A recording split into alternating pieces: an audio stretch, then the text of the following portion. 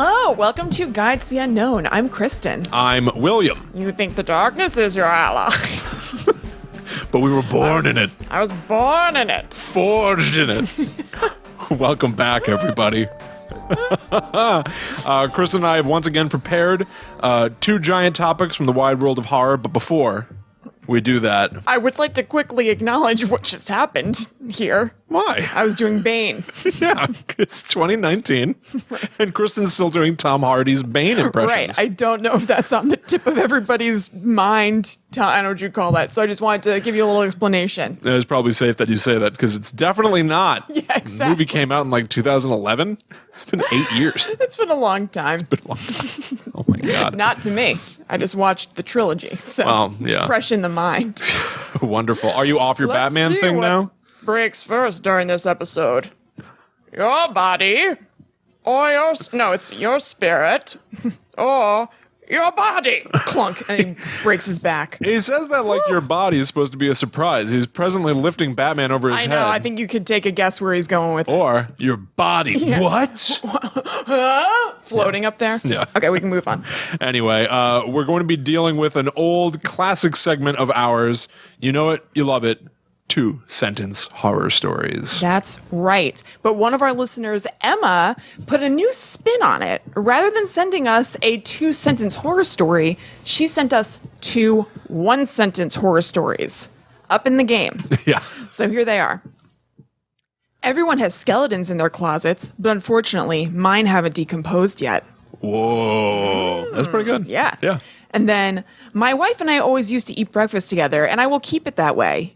Even if the smell of her rotting corpse is a bit unappetizing. It's good, right? Just making pancakes for yourself and there's a dead body at the table. That's a real sort of Norman Bates situation. Totally. Yeah. I didn't click on it, and you guys could Google it at home. Apparently, there's a guy who did a little bit of a Norman Bates situation in real life that came to light this week. I don't know any details, but it was like real life Norman Bates, blah, blah, blah. Well. So give that a goog. I really won't. know. Yeah. But thank you. No problem. It's horrible. I don't understand. That's a level of... I wish I had more context. I literally saw it right before I came, so I don't know the details. I'm sure it's horrible. Yeah. Maybe someone just wrote a new Norman Bates book. No, it was definitely real. Okay, fair enough. Yeah. And there's a 2-sentence horror story from Eric, who wrote it live in the chat as we're recording this show.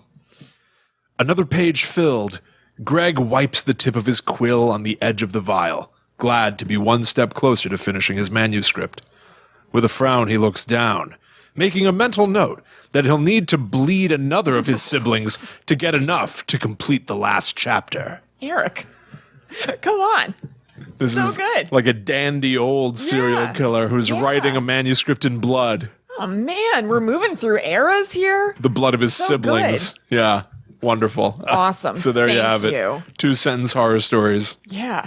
Out the wazoo. Sweet. That was 2-sentence horror stories and 2-sentence horror stories. Yep, a little wordplay. Yeah. How about that? Nothing wrong with that. Still got it. Anyway. We got Bane impressions. We got wordplay. Exactly what you came to Guide to the Unknown for. Did you listen to this week's Guide to the Unknown? Not only was there quippy wordplay, there were some Bane impressions. It was great. Yeah. All right.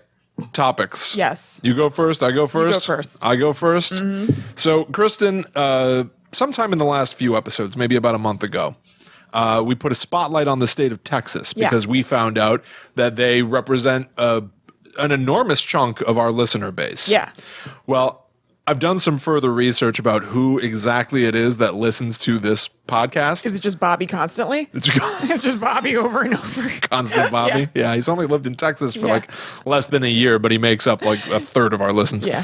No, I'm going to say a few things that are immodest about this show, because I got to tell you, I think that it's been doing very, very well. It's been doing boffo numbers lately. It has. It's been shocking, but really nice to see that our numbers consistently go up every week, every month. We've only been around since November 2017. Yeah, thank you guys. So I can look at our numbers, as you well know. And I don't know much about numbers. I'm not really a marketing guru. Frankly, who knows how they work? We don't market this show at all. No. And so I was looking through to see other states that like us. And I dialed back our stats. So I'm looking at everything. I was looking at full stats from the beginning of time, in essence. And I found out the state that has listened to us the least. I was about to say the least. Yes. Shockingly, so we've been around for over a year. We've been around for a year and 2 months. Yeah. The state of Alaska, Okay. people have listened to this show 17 times. Oh, wow. All right. Well, thank you, Alaska. This is our 63rd episode. Yeah. They don't like what they hear. The numbers for Alaska for the beginning of time, 17. Now, that either means that 17 people have listened to us, Right. or one person listened to 17 episodes and was then like, said, that's enough. I've had enough of that. Yeah. I am moving And on. no other variation of numbers. There's no other way that could have played out. No in between. I know that. So what I did was I came up with a little smorgasbord, a little sample platter Great. of horror stories from the great state of Alaska. Cool. Because this time I'm actually going to... Pandering to them. We're trying to bring them in. Yes, we're going to pander to them as hard as we possibly Let's can. do fan service. I love the cold. Yes, and 1 week from today, we're going to see if that number goes Oh up. my God. Right? That's a good experiment. Because now we'll be Could completely transparent. 17 listens of all time. We're going to see if this show changes that. We want you, Alaska. We want you, Alaska. I don't know if the Palins been out there sullying our good name. I bet they have. That's probably what the problem is. Yeah, keeping an eye on Russia and on Will and Chrissy. Track is talking crap about me left and right. Yeah, Trap, Trimp, Shrimp, all of the Palins. Scrimping on Guide to the Unknown. So I've got a lot of things that I'm going to talk to you about. I picked essentially topics, things like monsters, hauntings, and then I picked the best story that I found for that topic. We're going to go through them. All right. To start things off, we've talked before about the Bridgewater Triangle. I'm going to talk to you a little bit about the Alaska Triangle. Oh, okay. In a category that I didn't know existed called a vile vortice. Have you heard of that? No. What do you mean a category? The Bermuda Triangle, the Bridgewater Triangle, anything that is called the blah, blah, blah triangle is a vile vortice. I did not know that. That's awesome. And it means a specific area where there's a lot of sort of paranormal activity that happens. Amazing. I love it a lot. And I want to go into like what that is, but I feel like that's its own topic essentially, because it looks like it gets into all kinds of other things like ley lines and electromagnetic whatever. Yeah. So I'm going to talk to you about the Alaska Triangle. Cool. And I got all this info from mysteriousuniverse.org. Oh, okay. That's a podcast. Oh, is that right? Yep. Okay. Mm-hmm. Well, So this awesome. is probably like their blog or like show notes or something. Sweet. Well, thank you for the research on this. Yeah. So That's a huge podcast. It's been around for like years and years. Oh, is that right? Yeah, like when like people didn't really know podcasts were a thing and there weren't that many of them, I listened to them on like my iPod or whatever. Oh, that's funny. Sweet. Yeah. All right. Well, then I'm cribbing from them. Yes. At least for this segment. That's okay. So it connects Barrow, Alaska, which is basically like the tippy top of the north, straight down to Anchorage. Okay. On the southern coast of I Alaska. definitely get it. And then it rockets over to Juneau, Alaska. Now I've looked at the map of Alaska and this triangle, and it looks like it's almost half the damn state really? is in this triangle. This vile vortices has a monopoly on Alaska. It sounds Without like. a doubt. Since 1988, 16,000 people have gone missing without a trace. What? Yeah. Evidently inside this triangular area of Alaska. What the hell is going on there? Oh, it gets even worse. That's insane. It gets That even is a worse. huge number. And evidently these are backed up with statistics, because I also found out that Alaska is Maybe that's why I don't have any listeners. There's like barely anybody who lives in Alaska because they're all getting sucked into the vile vortices. Yeah, everybody fires up their podcast app, subscribes to Guide to the And they Unknown. get Whoa! sucked into the void. Holy They're gone. crap. Mhm. Yeah. Without a trace. But I found out that Alaska is the state that leads for the most number of people who disappear, Oh my God. and the highest number of people who never are found. So it's not enough to go missing and then be discovered. You have to go missing and never be seen again. Alaska wins. Oh my Isn't that God. horrific? That is insane. Yeah. Now there are another. And yet all those Palins. I know. Maybe there used to be more. So evidently within that triangle, a lot of Alaska is like essentially undiscovered land. It's tundra, it's forests, it's like uncharted. Yeah. Which might explain why people go missing. It's a tricky area. But another thing that I found out about Alaska is that there's a lot of magnetic disruption. Yeah. So much so that if you were holding a compass, it might be off by 30 degrees. Oh, wow. So you might not be walking in the direction you think that's you're scary. walking in. Now, I don't know what the deal is with that. Yeah. Again, I'm gonna bookmark that for the future when we talk about vile vortices and ley lines and all that kind of thing. Oh, my God. But yeah, that seems to be the deal. People apparently have audio hallucinations. They think they hear things in there. They hear what they think is a swarm of bees, most commonly. Oh, God. Is it because there's so much like wilderness and kind of crazy land, it creates weird like echo patterns? I have no idea. Oh my but it God. seems like something just throws you off. People feel lightheaded. Yeah. Like it messes with your perception. Holy crap. Yeah. Yeah. Okay, here's the most famous case. And what is this called again? It's the Alaska Triangle? The Alaska Triangle. Yeah. Yeah. So this is the most famous case of somebody who went missing in the Alaska Triangle. I'm going to talk to you about Hale Boggs. Okay. Now, this is in, I believe, 1972. Hale Boggs was a politician. He was a Democratic.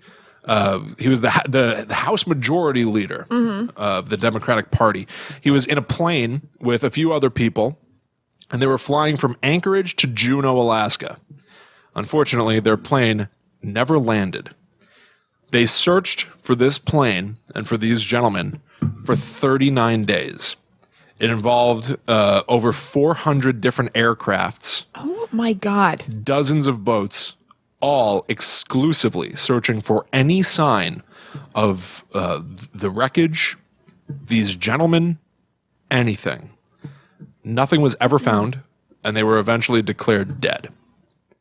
What? Yeah. To this day, have they never found the plane or anything? No one knows what happened to Hale Boggs. What the hell? That is true. It's a true story. There was even a conspiracy theory that J. Edgar Hoover, that J. Edgar Hoover, the head of the FBI, orchestrated this, essentially. He and Hale Boggs had several disagreements. Yeah. And so people think that old J. Edgar Hoover... Disappeared the plane. Yeah. That is so nuts. Yeah. No one my knows. God. No one knows what happened. How vexing in the... A vexing vortice. vexing vile vortices. Yeah. Yeah. The VVV. Yeah. But here's a little creature that might bear some responsibility for incidents like this, because now we're going to move on from the vile vortice to talking about a famous Alaskan monster.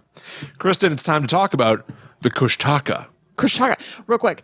Was that just a transition to the Kushtaka, or does the Kushtaka have something to do with that case? No, it's just a transition. Okay. Yeah. I should maybe break this down even better. I'm going to talk to you about... No, that's totally fine. But just because you were like, this thing might have some bearing on it, I was like...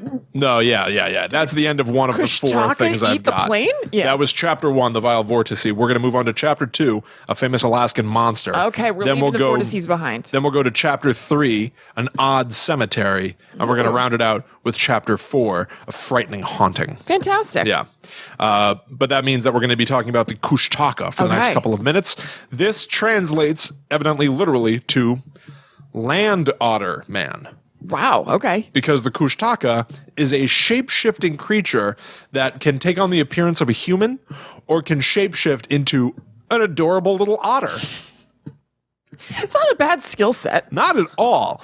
According to some versions of the story, the Kushtaka can become any species of otter, of which I don't know what different kinds of otters are. I don't really either. I know that kind of like in the bear community, like the gay men kind of bear community, like otters are a little bit of a subsect of that. Right, yeah. Subset, I mean. Yeah, I think what they meant to say is that the Kushtaka can become an otter, it can become a bear, it can become any manner. He can really get in there. Yeah, absolutely.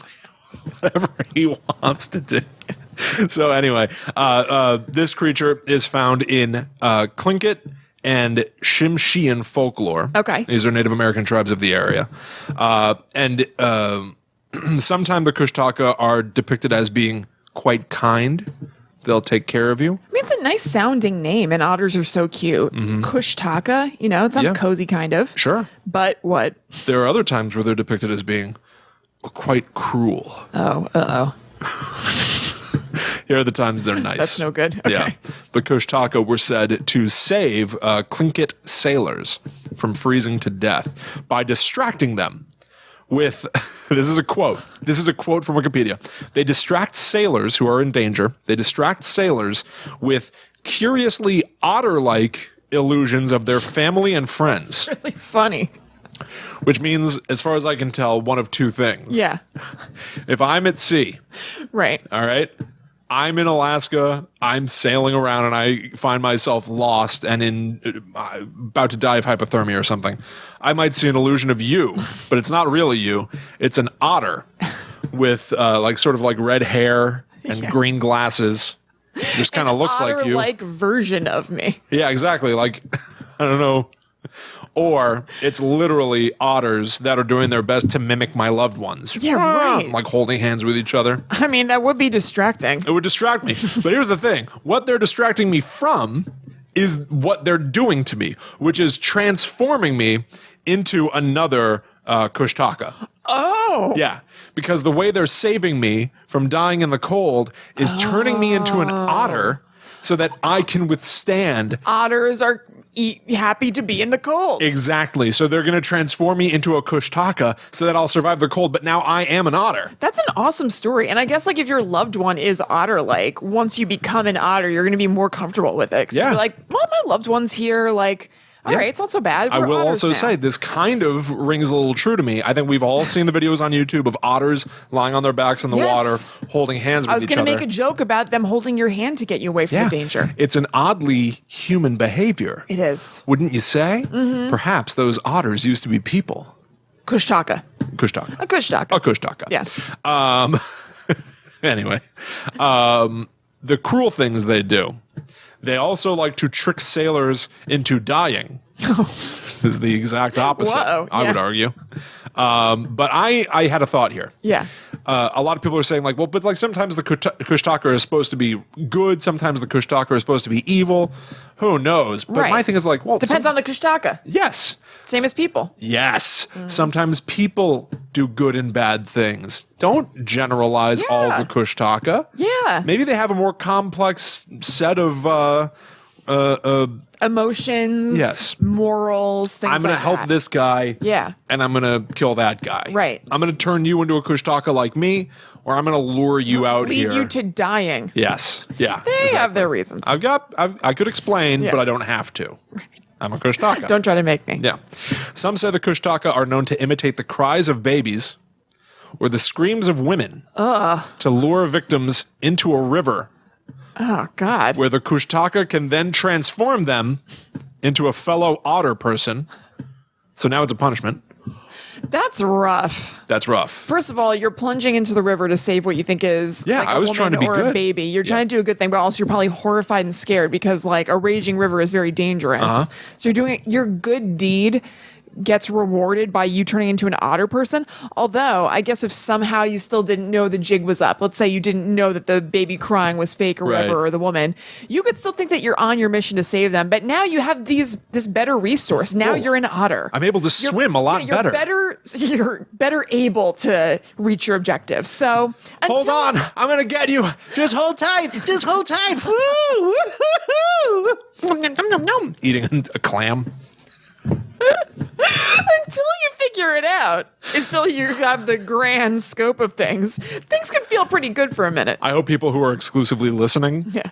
got a mental image of a person diving into the water, struggling against the tide, and then all of us, whoa! Just bit by bit, they anamorph into a little otter, and they have a whale of a time. Yeah. They're like, oh, there's no baby to save. Woohoo! This is my life now. I'm going to swim up a waterfall. So they'll either transform you into a Kushtaka when they lure you into the river, or, they'll just kill the person and tear them to shreds. God. But ours have sharp teeth. Oh, yeah, I think they do. I really think clams, don't they crack open shells and stuff? Oh, I don't know. Maybe. They could crack Maybe. open your skull in no time. I bet. I feel like they're one of those animals that seem so sweet and everything, and I'm sure that they are, but they have the capability. Oh, yeah. They're strong, yeah. They're just as evolved as we are. They've withstood They millions hold of years hands, of evolution. They partner up. Yeah. Yeah. Mm-hmm. Got rich emotional lives, and they're here to kill you. And they partner up for some tag team slaughter. Right. Slaughter by an otter. Yeah. Oh, no. That was good. Thank you. You're welcome. It said the Kushtaka mainly prey on small children, Oh my God. which has led some to believe that parents They're not as sweet as they seem. that parents just tell the legend of the Kushtaka to their children to keep them from walking too close to the river or too close to the ocean when they're alone. That's amazing. Isn't that great? It's some people's witchy mambo. Yes, absolutely. Witchy mambo being a scary story that Will's friend told their kid to keep them or make them be good in the car or something like that. Yeah. You better be good. We're on a road trip. Yeah. You're being so loud. Maybe I should just pull over. Let witchy mambo get you. Yeah. Witchy Mambo picks up children from the side of the road. That is so funny. Oh, that's so great. Same family as the yellow ladies we talked about on the Christmas episode. Weaknesses for the Kushtaka: copper, dogs. Also a cute weakness. Yeah. It's like, cheese it, there's a dog. Fire, urine. Oh. Yeah. Okay, so it's like getting a jellyfish sting or whatever. I guess so. Yeah. And that's a famous monster. Cool. Of Alaska, the Kushtaka. Cool. Which I've brings never us- heard of that before. I know, isn't it cool? Yeah. I also like, because these are all, essentially what I'm doing is like 4 mini monster madnesses, Fantastic. but they're all about a location. Yeah. So I feel like that gives them all a little bit of flavor. Absolutely. So now we're going to talk about chapter 3, an odd cemetery. Otter Cemetery. Yeah. Oh, no. We're going to talk about the Eklutna spirit houses. Okay. Now, the next 2 chapters I'm going to tell you about are fairly complicated, so I'm going to be dumbing them down a lot. Please, I need it. So there's a very old community in Alaska. It goes back 800 years to when a Native American tribe seems to have founded that area. But also, there are a lot of old Russian settlements across Alaska. And so in this one area, the 2 cultures sort of collided, and over the course of years, their customs changed. So this is now believed to be the custom of an old Native American settlement meeting with a Russian settlement coming in. All right, cool. All right. So here's what the people in this village do when people die. Okay. When their loved ones die in this this little community, Real quick, is this still a thing that they do, whatever you're about to say? I don't think Or it's. this I don't was think it's. back- I mean, the photo that I saw of it looked pretty in good condition. Okay. So I'm not sure. Okay. Everything that I read was about past tense. Okay. So I'm not sure about that. Gotcha. But still, when people die, they're buried, and then a blanket is put over their grave to keep the soul warm Yeah. as it travels to the next life. 40 days later, a spirit box is placed over the blanket. Now, a spirit box, Kristen, Yeah. is a coffin-sized dollhouse, Oh. essentially. The family paints the spirit box with families that are central to their family lineage, almost Yeah. like like you have your family crest Yeah. or something like that. You would have your family colors.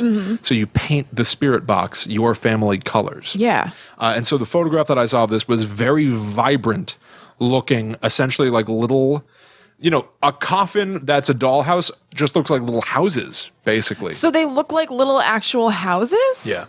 Huh. Yeah. And so what I saw made it look to me like it looked like the Munchkin village Yeah. in Wizard of Oz. Why houses? I don't know. And I'm confused. This is going on top of the body with the blanket on top of it? Well, the body is buried. Okay. Think like traditional burial. Yeah, uh-huh. But then this is put on the grass above them. Okay. So if you drive past, This is making more sense. I didn't realize that the body was buried, then Yeah. has the blanket on top of it. I Yes. thought there's a blanket on the body, and then they're putting these houses on a body. No, I was no, no, no. confused. That seemed hard to navigate. Yeah, well, it's an odd thing to even try to describe. Gotcha. So, This makes more sense. The houses are on the grass. Okay. So essentially, if you were to drive past, Yeah. it would look to you like a model village. That's amazing. Now, the even more amazing part, I think, is that it is customary if you take something from nature Yeah. to let it eventually return to nature. So as soon as these spirit boxes are assembled and placed on the grave Yeah. and painted, they are left alone. Yeah. You do not touch them again. They are going to essentially deteriorate, fall apart, and eventually be reabsorbed into the ground over the course of decades.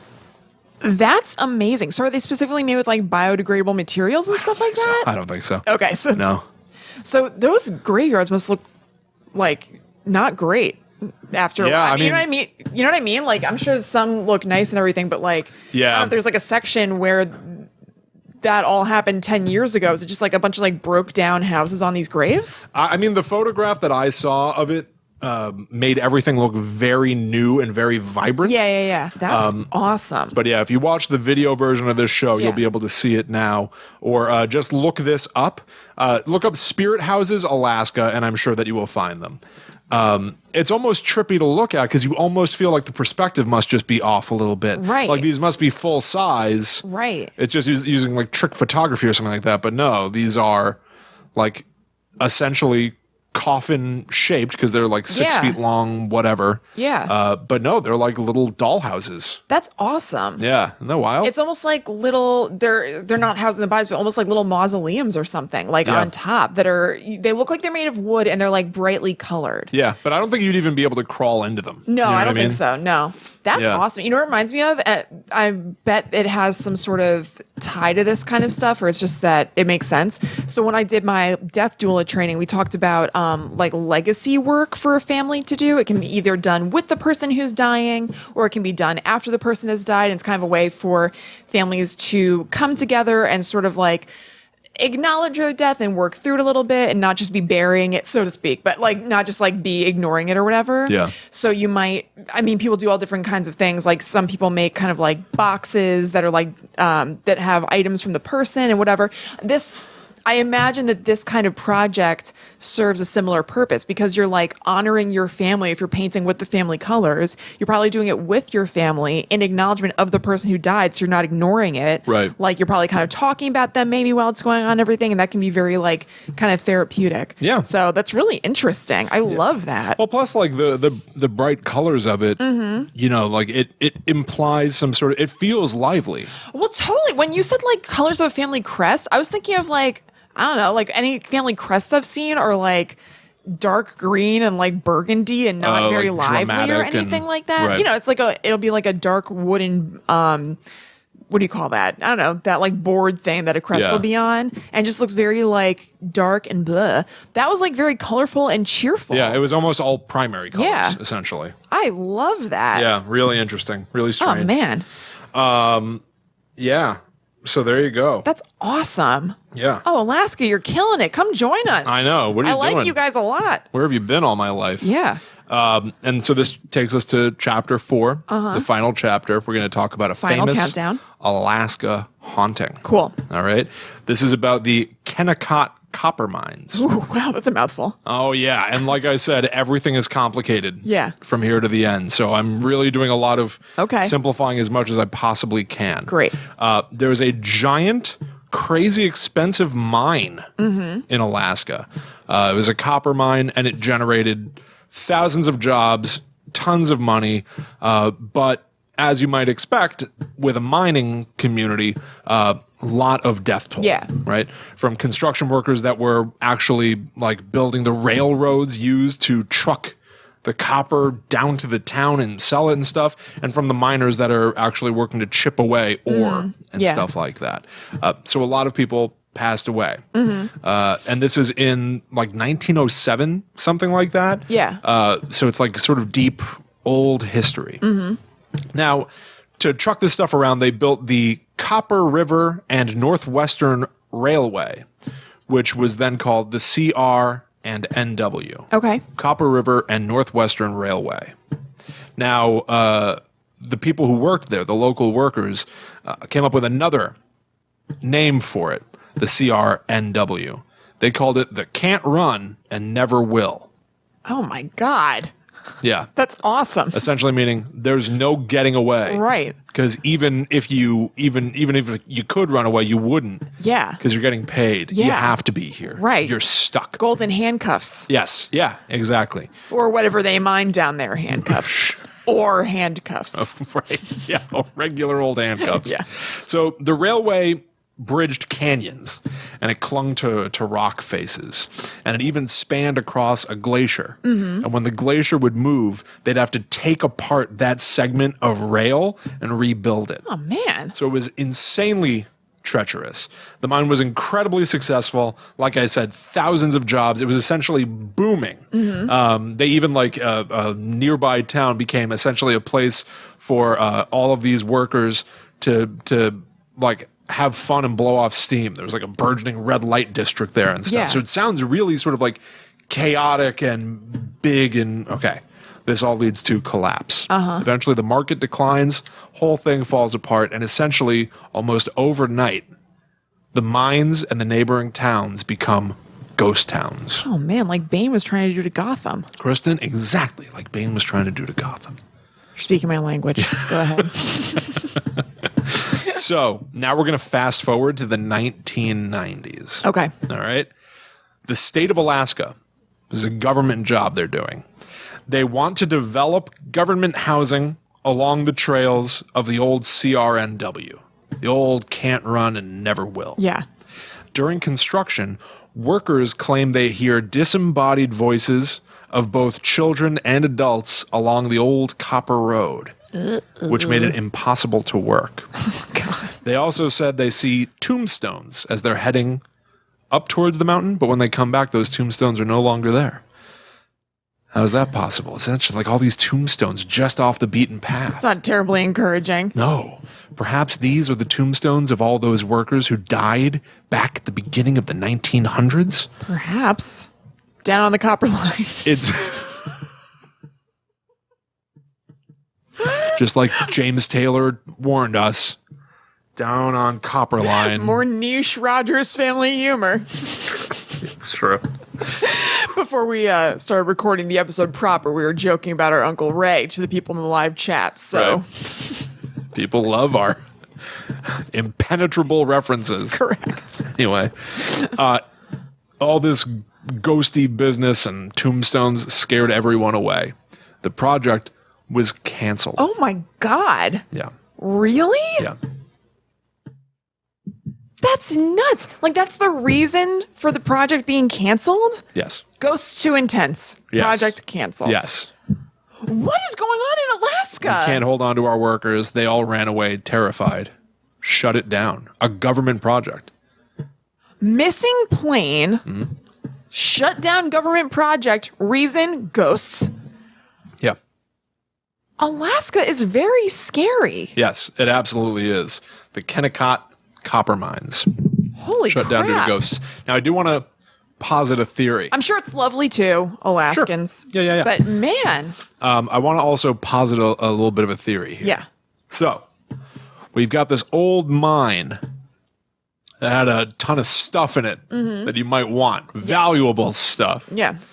That's been shut down for damn near 100 years. And now, these fancy government people want to ritz the place up.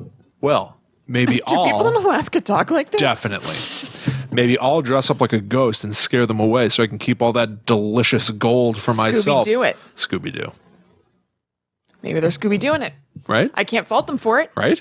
Keep your gold. Right? Yeah, maybe. It kept them away. It worked.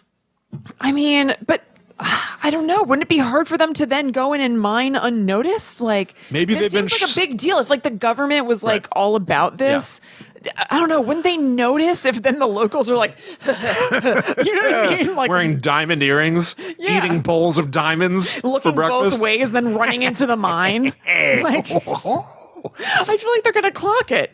No, I think they got away with it. I think the townsfolk up there found another pocket of copper or I'm definitely saying gold from here on out. Fine by me. Gold and diamonds. Yeah. They found something that the miners back then did not find. Everybody believes that land is tapped. Quick, It's no is good. this just a good story that you've concocted, or is this based on anything that you came across? Well, it's true if you believe it. Okay, just making sure. Go ahead. I can't put it any clearer than that.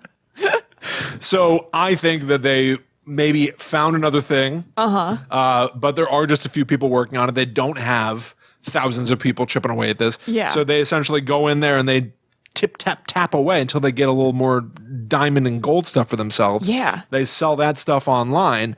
Now here come these government people. Oh my gosh, if they find out about the diamond mines that I found, Right. this whole operation's donezo. Ghost costume. They set out tombstones. The people go to work past the tombstones, get a little chill. They take the tombstones away, so when they come back, it looks like the tombstones teleported. Clean, easy. Diamonds William, are forever. they are. Like, what is the government official reason for shutting down this project? I mean, did they write like Spooky ghosts. they probably just were like, we don't have enough workers or whatever. I would assume, right? yeah, they probably Yeah. ended up saying something like that. Yeah. Yeah. But read between the lines. This is wild. Yeah. I had no idea. There you have it. 4. Man, so a bunch of rich secret Alaskans over there. Yes. Pulling off a Scooby-Doo scheme. Yep. Licking their picks like Yukon Cornelius. Yeah. Nothing. Except they got something. They got, something. Yeah. Yeah. There's a very wealthy secret town. Yeah. There's I like a bunch this. of people who went missing. A bunch of people got turned into sea otters. And what was the fourth thing? The plane. No, that was the first. What? Oh, well, but if were you going through chronologically? I don't think so. No, I don't know what I was doing anymore.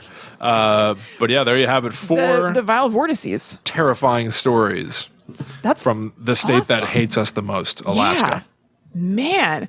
Well, maybe our subject matter is a little bit too close to home because it sounds like Alaska is freaky deaky. Oh, So yeah. maybe they're not trying to like have their recreational time be about the frights and scares that they have to deal with in everyday life. Well, we'll find out. Since the beginning guess of we'll find time, out. we have We're trying to bait 17 them. listens in the state of Alaska. Next week, I'm going to tell you how many listens we've gotten Yeah, I'm off very of this episode. curious. Yeah.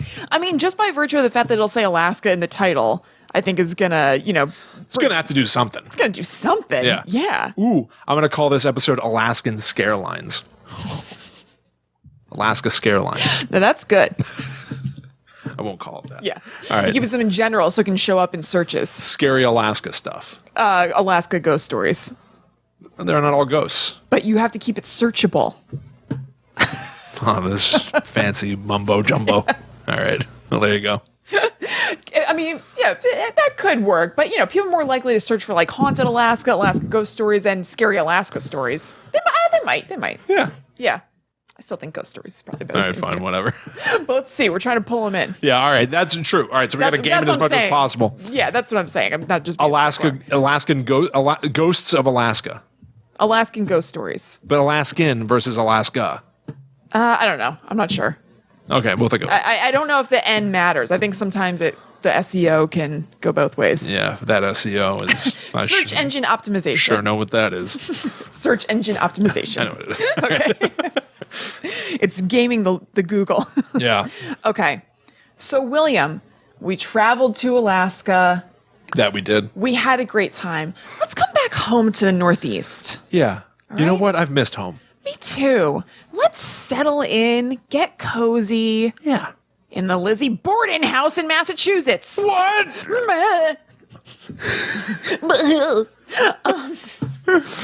Do you know much about the Lizzie Borden bed and breakfast? Do I? No, Blink, blink. Okay. not much. Well, I'm going to give it to you. I know the... that was real good. I do know the part of the limerick, Oh, yeah. Uh-huh. right? Yep. I know. It's like Lizzie Borden took an axe, gave her father 40 whacks, something 41, something another one. I'm not sure. Yeah, something like that. I thought it also involved snacks, but maybe I'm wrong. That's just me. That's just me. Well, I'm not going to talk about the actual Lizzie Borden case of what happened. I'm going to do Oh. a quick sum up just so that people know. Yeah. But That's for a true crime podcast somewhere. Okay. And it's been covered a lot. You can find it, but I will still give you a quick recap. But my topic is specifically the Lizzie Borden house, the place where this all happened, is a bed and breakfast now where you can stay. And I'm just going to talk about the experience of that and how that came to be and stuff, because that's a really cool, weird thing and involves another cool little website. And you know how I love those. Yeah, absolutely. Okay. So in 2004, Donald Woods and Leanne Wilbur bought the home that Lizzie Borden and her family lived in Massachusetts. And it seems like Ryan Woods, who I think is maybe Donald's son, seems to be taking over a little bit more now based on some more recent articles that I saw. Now, William, I'm going to pepper my talk with quotes from our friend Sarah Kasanek, who stayed there like 15 years ago or something with her family, who are also friends of ours, Tommy, Katie, Mary. Maybe parents or aunts and uncles there as well too. I'm not sure. This mainly involves. I thought you were gonna double down and be like, well, not Tommy. Yeah. No, Tommy figures rather prominently in this story. All right, good. Okay. So I have in my notes, just so you guys can kind of get a feel for how I'm going to do this. William, you can see.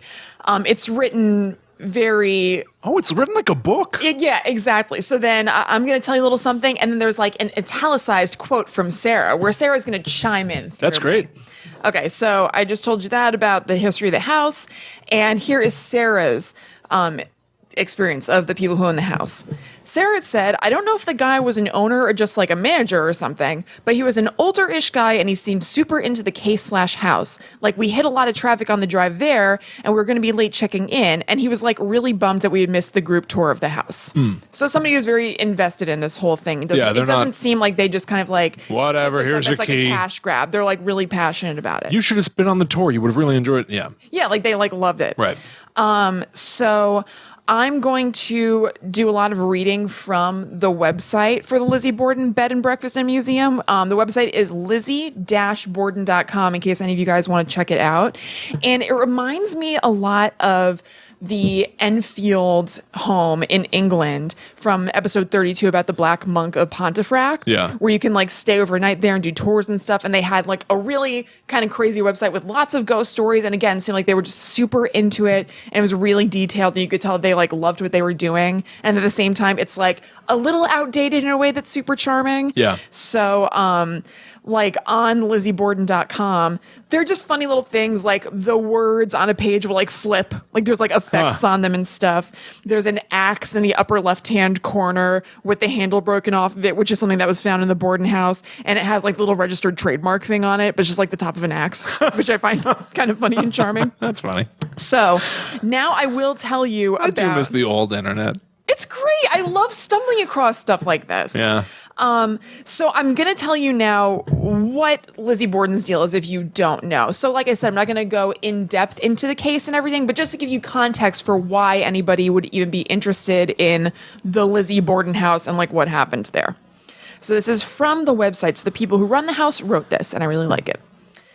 It shouldn't have happened here in this austere raw bone structure on 2nd Street. Implausible that it occurred in broad daylight at one of the busiest times, with horses, buggies, and street traffic only mere feet from the front door with the number 92 tacked to its column. And yet it did. Yes? I was just thinking of a couple of things, one of which is like being like, man, I'm sorry, boss, I was late. There was this buggy. I was stuck behind this buggy the whole way here, and it was... the horse only had traffic. The horse only had 3 feet, so it was taking forever. That's their version of street traffic. They're like, oh man, this buggy, you better move. Hey, move it or lose it, move it or lose it, Buster. What are you doing? You're taking up the whole road. Whoa. That's my horse. It's a pretty good horse. And if this were on TV or a movie, and a lowbrow one, I'll admit, a horse can't give the finger, so it would fart and its tail would like fly up. Yeah. Wouldn't it? Yeah, you're right. Yep. So this happened amid lots of horse traffic.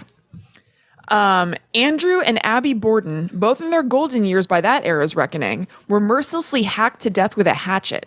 Abby as she cleaned the upstairs guest room, and Andrew as he lay napping on the sitting room couch downstairs. Not a sound had been heard by the myriad pedestrians outside, but the house, now stained with blood, had witnessed it all.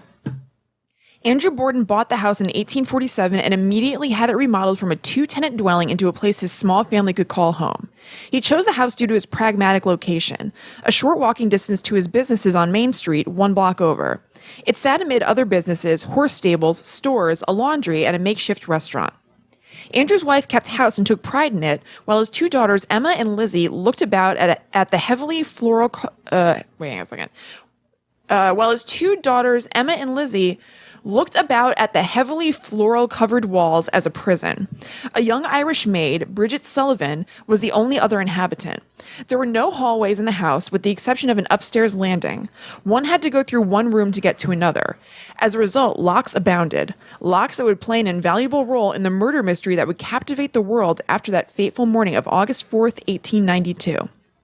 Today, the house is just as it was. The furnishings retain their rightful place, the decor has been painstakingly duplicated, and the original hardware and doors are still intact. Artifacts from the murder case are displayed, while memorabilia from the era line shelves and manteltops. A visitor is literally transported back to that morning when a perfect storm of events culminated in a double murder. Maplecroft, Lizzie's mansion on the hill that she bought with her inheritance after she was acquitted of the murders, is only a few minutes' drive away. But that is another story. I don't think I realized that she was acquitted. Yeah. Mm-hmm. Huh. So there's a lot of, speculation about who did it and everything. Some people think that a relative who had stayed over may have done it. Some people think that there were like shady business dealings that Andrew was kind of dealing with, and they may have broken in and done it. Yeah.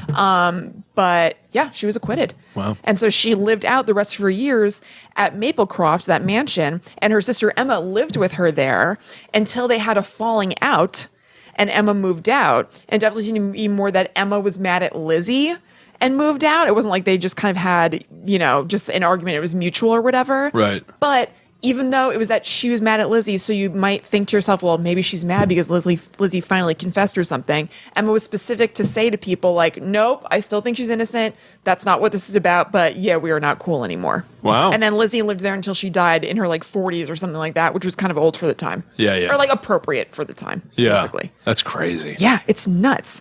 So that is the story. Basically, these 2 people died while there were people in the house. So that roused a lot of suspicion because they were like, how were Lizzie and Bridget at home and they didn't hear anything? Yeah. So it was just a confusing kind of case, which is probably part of why it became such a big deal, because it's a real kind of locked mystery or locked door mystery in some ways. And also at the time, women did not commit these crimes. When I was doing research for this, they didn't even know what to do with her, basically. They didn't have a jail that was that hardcore for women. So they didn't even know where to put her, if she were to go to jail. Yeah. So it was a huge deal. Huh. And it's definitely a legendary crime.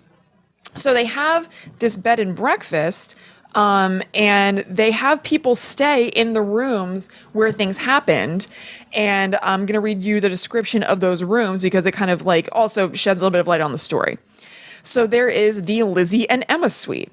This is a 2-room suite on the 2nd floor, which includes Lizzie and Emma Borden's rooms. While Lizzie and Emma resided in the house, these were the rooms where they stayed. Each room has a queen bed. The suites share a bathroom with the John V. Morse, Abby Borden murder room. So John V. Morse was their uncle, who's the relative who's over, who some people think could be the killer, basically. Yeah. And so, yeah, all these rooms were very connected. It sounded like you were going to say they share a bathroom with a John. They had modern amenities such as a John.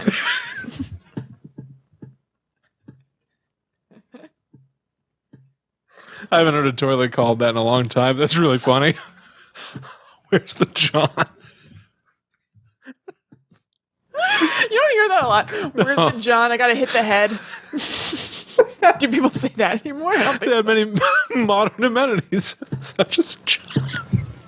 Funny thing to say on tour, too. It sounds like it's going to be so highbrow and intelligent. They're like, they also have the John. Yeah, Lizzie had her own John. And she had to share a John with her sister. Their sister Emma. Sorry. Oh no.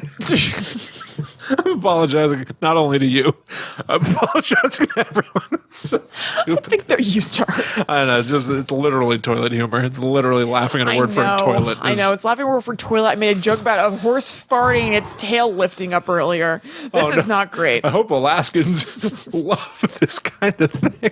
Are Alaskans famous for their love of crude humor? I don't know, but from now on to the end of time, Oh, God. I'm going to judge how this show is doing based on whether or not Alaska likes us. If Alaska likes this blue humor, guess what? The show's going to make a huge change. Or is it? Because I feel like this is probably peppered throughout anyway. Probably true, yeah. It's just that they need to be introduced to it, and then they'll be hooked. Yeah. Let's see what else we can get in here. All right, now we move on to Andrew and Abby's suite, where I'm sure they farted constantly, Alaska. Oh, my God. Okay. God. Oh, God. Oh, God. Okay. Woo. The Andrew and Abby suite. This is a number 2 room suite on the second floor. Stop it. Is that, did it for some reason say that? What does that mean? No, I was making a poop joke. I know, but I was trying to think of it, and it doesn't have double meaning. It has one meaning. No, this is a 2 room suite. I said a number 2 room suite. Okay. Get it? Oh, my God. On the second floor. Jeez. Floor number 2. All right. Which was Andrew and Abby Borden's bedroom, and what was back in the 80s. I'm just still laughing at it. Sorry. Oh, God, this is so dumb. Okay, anyway. This is a 2 room suite on the second floor, which was Andrew and Abby Borden's bedroom, or what was, back in the 1890s, Abby Borden's sewing room. The sewing room is now a bedroom in this suite. Each room has a queen bed, and this is the only suite with its private John. Private bathroom. Okay, anyway. Now we move on to the John V. Morse room. This is the room where Abby Borden was found murdered the morning of August 9th, 1892 on the second floor. It was the room the uncle of Lizzie and Emma Borden had slept in the night before. Abby Borden was making up the bedroom after John Morse's unexpected overnight stay when she was brutally murdered. The room has a queen-size bed and shares a bathroom with the Lizzie and Emma suite. And you can also, which I think is really cool, you can rent the entire house or you can rent either of the floors for yourselves. They're just like very accommodating. Yeah. They float the idea of it being like a family reunion spot or some sort of like wedding venue or anything. It's kind of awesome. So now let me go. Well, in that way, it's also a little bit like the, we talked about this like with the Watcher House. Mm-hmm. Right? The idea of someplace with a dark history also being a huge, I don't know, way to make money. Yeah, totally. You know? Yeah. Yeah, having said that, I don't know if I'd want to stay there and be sharing a bathroom with some other, you know what I mean? Like, Well, it depends on who you're staying with for Yeah. sure. Yeah, I would not be happy if I was just staying in a room by myself and there's somebody else who's in the adjoining room who I have to share the John with. yeah, No, thank you. right. And we will meet somebody later in my story who isn't one of the Beckers who had to do just that briefly. We're going to have a correspondent from countryliving.com, William, which surprisingly had a Lizzie Borden article that I really enjoyed. Okay. Italics from Sarah. The staff dressed in period clothes. Oh, The house looks really ominous and awesome from the outside. It's like very dark green, kind of gray looking. So like even just visually, you look at this house from the outside and you're like, that's a freaky looking house. So this is what to expect if you're going to stay there. From Sarah. I remember there were a fair amount of crime scene pictures around, and they were somewhat graphic. Like on the wall above the couch where the dad was found was a picture of his dead body slumped over. Not the same exact couch, obviously, but it was still creepy. And I had a huge zit on my lip, and Tommy was taking pictures of everything, and then I reviewed the pictures, and he had purposely zoomed in on my effing zit in all of them. that's great. Unedited. Real feel for the stay at the Borden house. Absolutely, yeah. So they're not kidding when they say that everything is painstakingly duplicated. There are articles online kind of like highlighting upholsterers who were hired to like reupholster couches to make them look the way that couches did when they were living there. Like they Wow. really try to make everything look the way that it looked when the Bordens were living there. That's cool. It's really cool. And also, like Sarah said, there are crime scene photos placed in the areas where they were killed. So like there's a reproduction or whatever you call it of the couch that the dad was killed on. And right above that couch is a picture, an actual crime scene photo in black and white that's like graphic and scary of the dad bludgeoned on the couch that looks exactly like this couch. And then upstairs where Abby Borden was killed, like when you like walk into the room, I saw 2 different pictures of it. It seems like they may, I mean, understandably, it's not a big deal, but switch where they have the crime scene photo.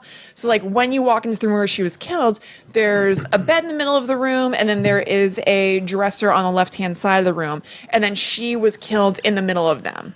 I've seen pictures where either the crime scene photo of her is either on that dresser or on the wall. Okay. So if you walked in, you'd be just looking straight at that. And if you just look a little bit down, you're like, oh, this is where that happened. Right. Which is crazy. So how do you feel about that? I don't know. I mean, because the people so my knee jerk was like, wow, this is really campy and like maybe it's like a little disrespectful and stuff. Reading about the people who run the house, and I even saw a couple of like video interviews with, if not the people who ran the house, tour guides of the house, they seem like very just genuinely into it and respectful. So like while it's definitely like close, like you could be like, that's like, it's definitely kind of garish and things like that. You could also look at it as just being very like, I don't know, like if it's something that you want to like share this story and stuff anyway, and you literally have access to the space where it happened, it does kind of make sense. It's a reference that's right there. If you're doing a tour about the Borden murders and you're talking about it, you're telling the story anyway, like it makes sense to be like, yeah, that's what happened there. Right. And I guess there's not a chance that you're going to accidentally book this particular B&B no, and be like, what happened here? Yeah. You're there because you're intrigued by this. So maybe their clientele is not like shut off with the idea of like seeing crime scene photos. No. I don't know. I mean, it's somewhere between a museum and like a... Well, it is a museum. They do tours and things like that. Like there's, check-in time is 4 and check-out time is at 11. Between 11 and 3, they do just tours and museum stuff. And like people from schools come in to like learn about it and study stuff of that time. Like it's a museum at the same time. Yeah. Okay. Yeah, I don't know. It's a strange idea still. Well, it's definitely a strange idea still, and I also think that probably like the potential grossness as far as like exploitiveness or just being like, oh, this is so weird and crazy is a little bit in the eye of the beholder, because I'm sure that there are some people who come in and they're just like, wow, this is overwhelming and crazy, but also really interesting. And then I'm sure that there are some people who like come in and they like get down on the floor where Abby Borden was killed and they go like, ugh, and like pretend that they're being like axed or whatever. Yeah. So like it kind of depends, Man, that's weird too. Yeah, I'm sure that happens, right? I'm sure. You're absolutely right. Yeah. That definitely happens. Yeah. Yeah. I mean, there's definitely something that I'll kind of end with. If ghosts are real. Yeah. This is so disrespectful. Like I died. When was this? When did they die? In the 1800s. I've been dead and in the ground. Yeah. For barely even 200 years. Right. And you're mocking my death. You're making fun of it. Yeah. And pointing that strange box at them while they do it. What is that rectangular artifact you're holding anyway? It creates their own light. Why, perhaps you're liable not even to see what they're doing with that little box in front of your eyes. There is something they do at the B&B that I'll end with that leans more heavily on the campy, like, ooh, this is kooky side, but I'll get there. If I opened my own scary B&B instead of a bed and breakfast, it would be a dead and black fist. I like that. Thank dead you. and black fist. So Sarah had her... A D&B. Sarah had her own experience, but so did Lindsay Matthews of countryliving.com. So she spent the night in the Lizzie Borden house with her sister, who's super into horror stuff, and she kind of just went along for an article or whatever. And she said that in the parlor, there were several vintage like Ouija boards on display that the tour guide cautioned them they probably shouldn't use, like Right. tongue-in-cheeky. And I remembered Sarah telling me about, and I was mistaken, I thought that she had said that in each room there was a TV with VHS tapes with specials about like the Lizzie Borden murders and everything on them. And I was close but no cigar.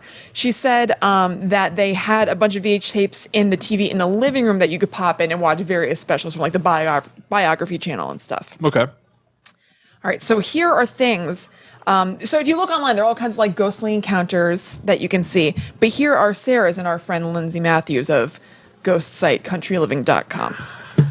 Sarah said, I'm pretty sure we stayed in the parents' bedroom, and my sister just reminded me that we heard what sounded like furniture being moved around in the room above us, but no one was staying in that room. I remember being super sketched out and not wanting to go to sleep, and I also didn't want to be awake by myself, so I kept slapping Tommy when he fell asleep. That's great. She makes her own luck. Yeah. Now let's check in with Lindsay of countryliving.com. Yes, I'm just going please. to do a quote, and this is pretty awesome. I started to hear a frantic beeping through the wall of our bedroom. As I went to investigate, I nearly ran into one of the girls staying in the room next to ours in the hallway. The beeping was coming from a ghost detector app she had downloaded on her iPhone. While basic logic tells me that an app clearly can't detect supernatural occurrences, I can't get over the fact that the detector calmed down whenever she went back into her room, where no murders happened, and increasingly started to get louder, faster, and more irritated as she entered our room, and specifically went over to the spot where Abby was murdered. Wow. I know, that's weird, right? Yeah, that is weird. Yeah, I don't want to be running into other people, Yeah, exactly. and I don't want you coming into my room. Well, I guess that... I don't care if my room is a hotspot for ghost activity. Look, I don't know you. Get out of my room. I'm with you. Here's the thing. I don't think that they just came into the room. Lindsay Matthews of countryliving.com heard the beeping through the wall, went out to investigate, had a dialogue with these girls, and I think allowed them to come into the room. So some people like that sort of thing. And Yeah. they like that. They're like, oh, I'm going to meet new people and everything. Why don't we? Not Do you for me. have any ghost detecting apps on your phone? No, I know. We talked about this on an episode forever ago about doing a video for like Patreon or some sort of bonus or something of us doing like a ghost detector app thing. I think we should do it in this house because your house is weird. Oh yeah, we also still haven't I shown know. off the scary room. The scary basement. I mean, we could just do that. Yeah, totally. Okay. So I'm wrapping it up here. So now we know about the rooms, we know about the experiences, and William, if you make it through the night, you will be handsomely rewarded in the morning. Last quote from Sarah.